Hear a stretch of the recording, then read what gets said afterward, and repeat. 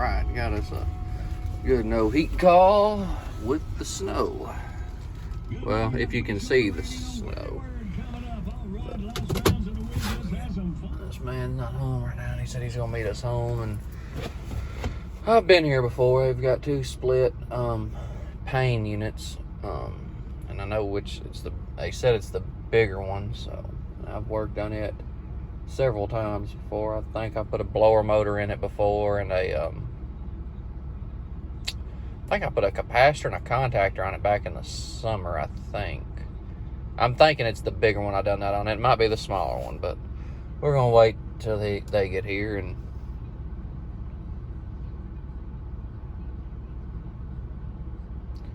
see what happens. All right, let's walk around here and see what's happening.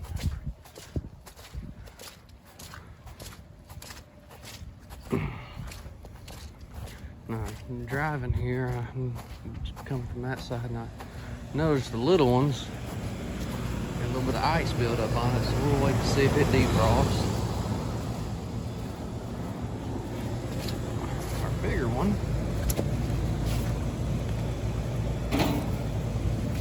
let's just take a look at it. Let's see. Don't hear a buzz, so I guess that's a good thing. Means there's still maybe some hope for it.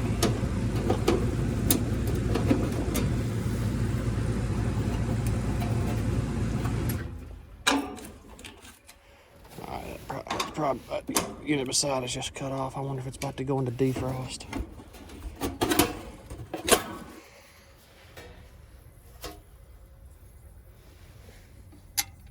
Probably not, because usually those will come right out of it. Alright. Yeah, this is the one I changed a contactor and a capacitor on. No? Did I change this? It's a Protect capacitor. I don't think I would have put that on. Unless it just was one that we had on the truck.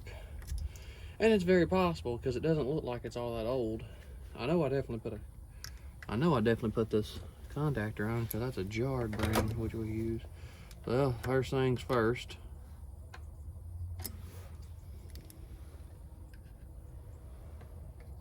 I didn't even get in there to do that. No, nothing. So let's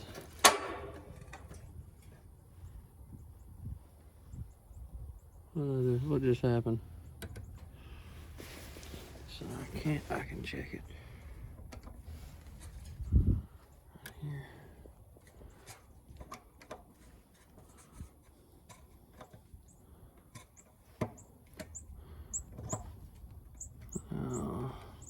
So I'm just not getting a call. No call, so that means we're just going to have to wait for this man to get here.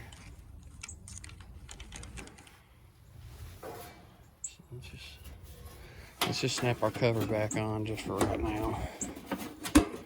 Until they get home, we can assess what's really happening.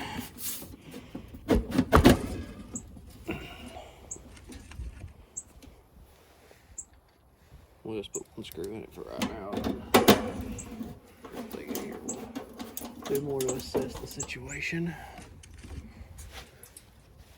Look at that right there. Somehow a little worm got on my thing. Well, little guy, you don't need to be right there. You need to go back into the earth. Well, let's wait for this man to get here and just see what's happening. Oh, still nothing.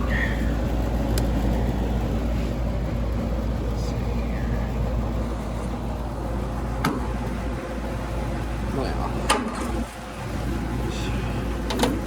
let's check this bad boy out.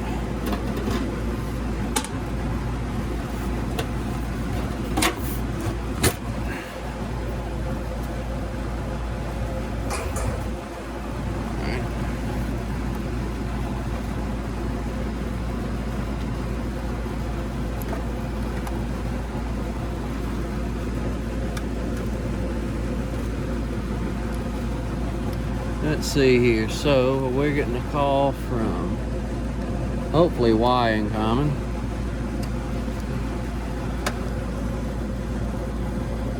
Let's just check it right there. So 27 volts on red and common. 0 volts. Nope. So we got it going in.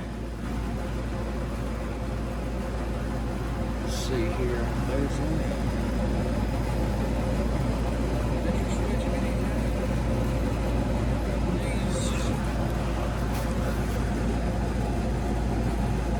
No pressure switch. There's one pressure switch that I see.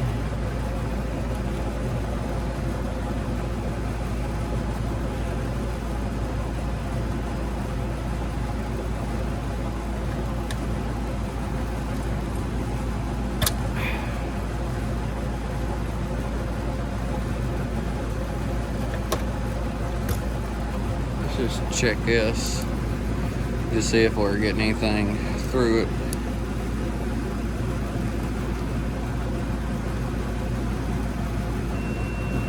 And we are. So that means let's now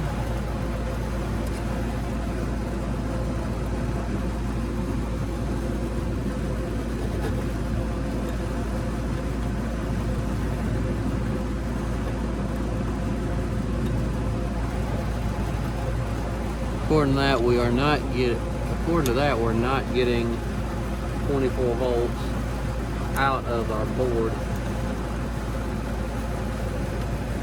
Now, I just do wonder,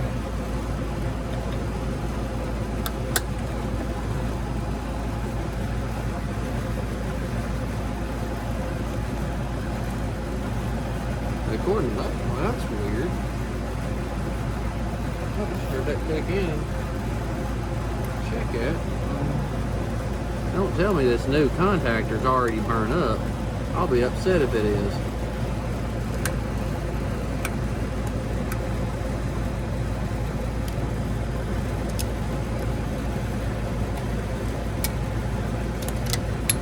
Sure is. I'm sure I'm sure you just seen some footage of that thing falling out. And that's as burned up as it gets. I don't even know where that, there it is.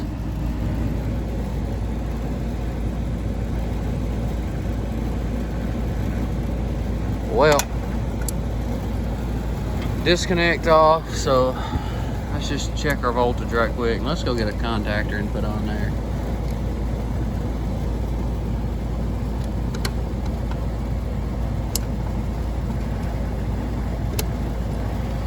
All right, let's see, is there anything? No, ain't nothing hooks up on the bottom. So, let's go get a 2-pole contactor and put in this place. All right, so what we're gonna do before we put a contactor on there, we're gonna just check its capacitor. And it is a 55.5, so. We're just gonna check it right quick, just in case, that way when, it may have been the downstairs, or the maybe not the upstairs, but maybe been the smaller unit I put stuff on. I definitely know I changed that contactor because it's new. Didn't say well, 2019, so it may have been a while before I actually put that on and just didn't think about it. Well, it'd help if I had my meter set right. 4.9. 54, so that's good.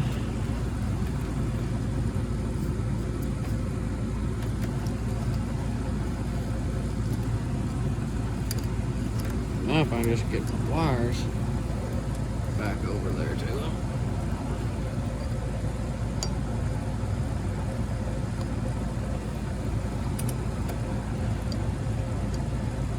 Yeah, I should have probably checked the voltage on that capacitor or contactor first, just to see if I was even getting it to my contactor before I went any further. But sometimes it doesn't hurt to just, you know, start at the beginning just to see if you're getting it from one place to another.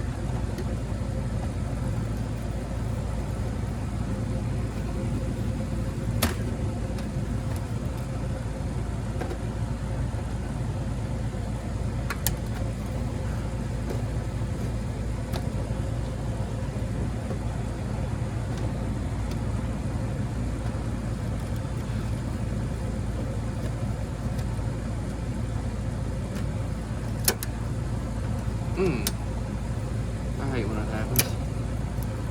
I want to take our low voltage wires,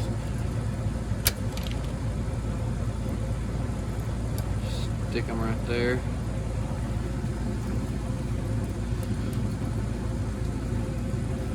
Golly, can't believe that common's on there that tight.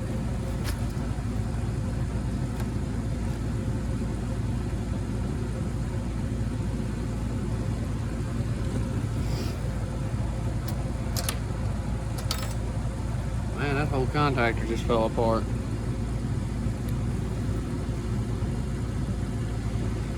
That's how you know you torqued it good, when you break the contactor in half trying to get the screws loose.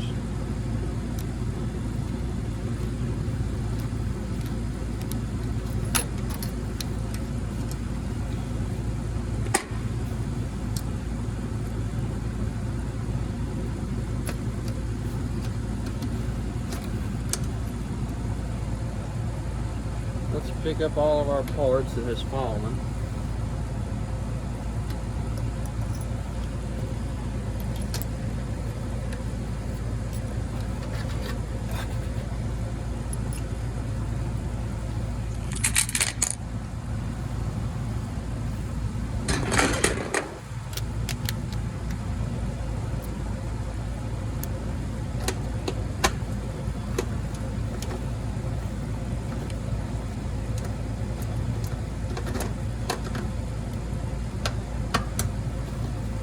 Of course, that's one of the quietest contactors I've ever heard in my life.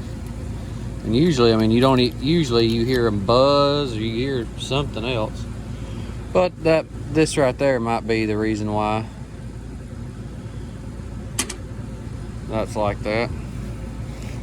And you know what we're gonna do about it? Put the same thing back in its place. Because that had to have been a factory defect. I just don't see that I just don't see that would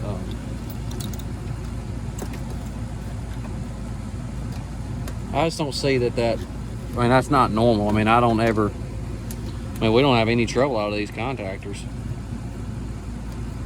So sometimes you do have that, what is it, the one bad apple spoils the whole bunch type deal. But well, it's like I tell people, when you mass produce parts, I mean, it's hard to get stuff perfect every single time, even if it is a machine doing it.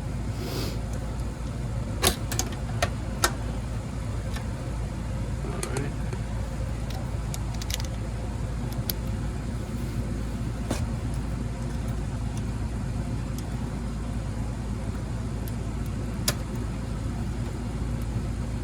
That's getting a little melted, so we're going to put a new end on that one. Definitely not going to try to torque these things down near as bad. We're going to torque them, but we're not going to sit there and keep cranking. These single pole, well, I just done that. That's the only thing I don't like, is that these plastic pieces is so weak that when you go to tighten that, I mean, it's just, there's nothing really holding that except plastic. And I don't really like that about these. I got a little more room. I'm gonna make a new end on that one.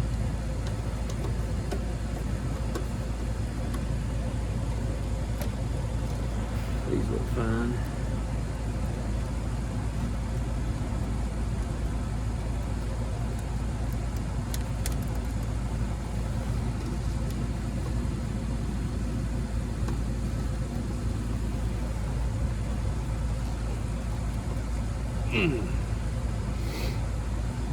Alright, so now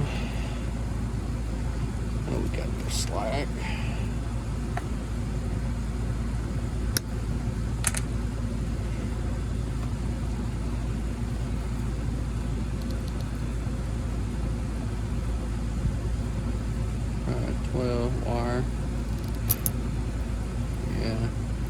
can tell that wire has actually been hot for a while because it's, oh wait, on set. Let me zoom in. You can see it's like it's not actually that copper coating that's on there. It's not actually there anymore. So let's actually take a little bit more than what we need. Yeah, we can also do, let's just go ahead and plug our low voltage back in.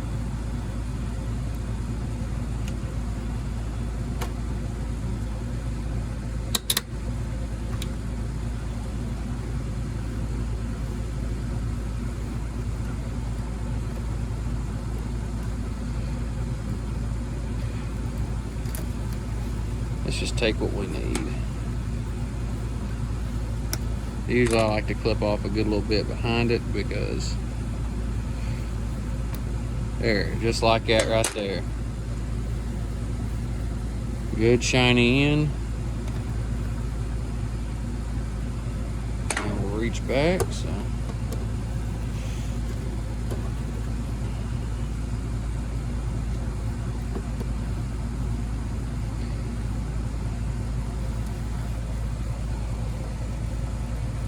People do that right there all the time, and like with here we used the metal end off the old terminal.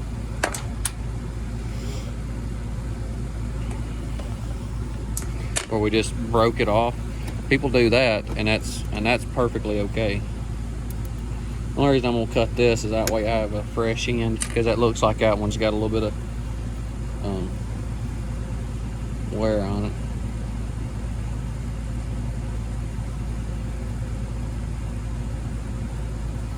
This looks like that's going to actually be like a number 8. Maybe it's just a big number 10. It seems like stranded number 10 is a whole lot bigger than stranded 12 is. But I guess they got to do that to achieve the, because instead of having one solid wire, you've got several.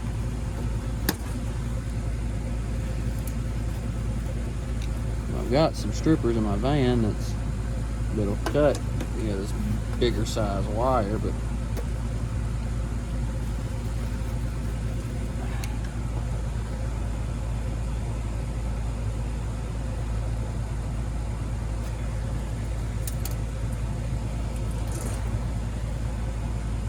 I've got the insulation there good. Man, it's not wanting to come. And it's the same way I can tell where that wire's been tarnished.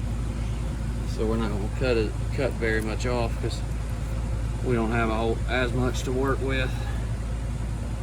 So we're to cut just this much off.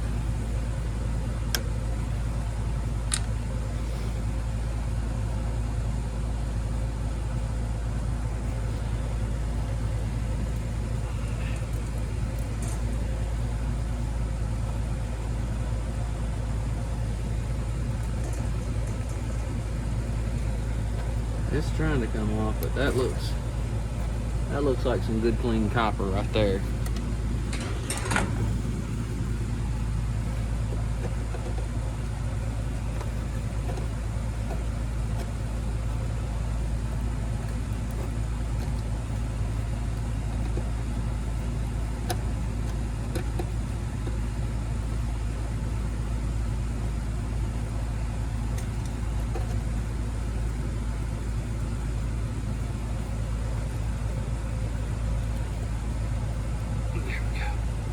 That's good.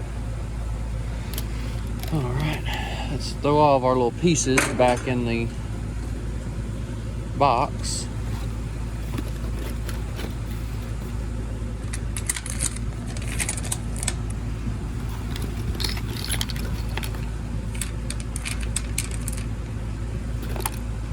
And I don't like when I walk up and I see the covers took off with a contactor, you know, these.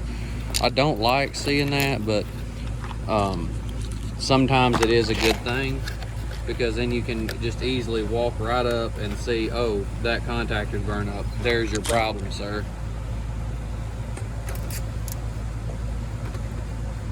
So So let's just check right quick. Before I do that, let me put my jumper wire out of the fan motor.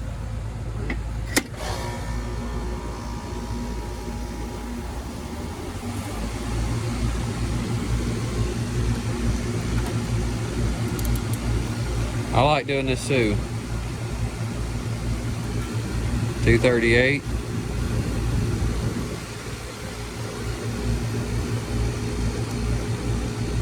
$238.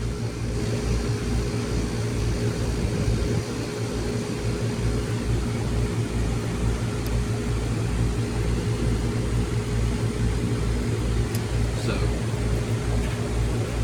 that's going to be good. That's like the one these people take care of. But I'll tell you what we might do while we're here. We might just go in his attic for a minute, since this is real easy to get to, and just check his heat strips out, because he said it couldn't get above 69. This is a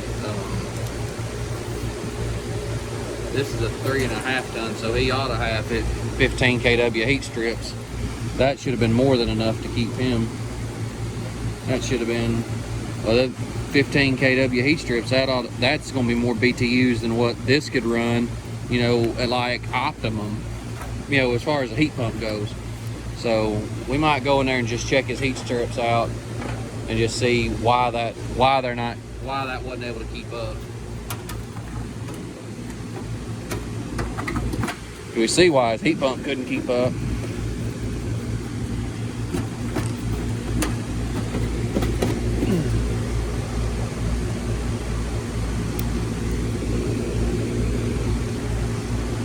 I wonder if something was bothering my knee.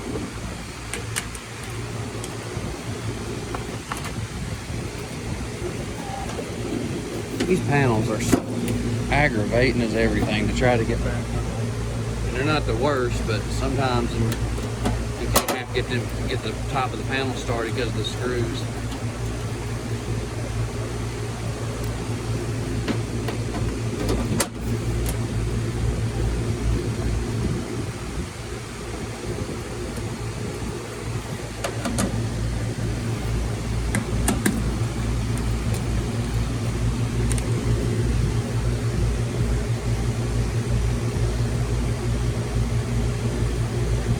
This yard is warm, so let's gather our things up. Let's just go in his attic. We're going to check that out right quick.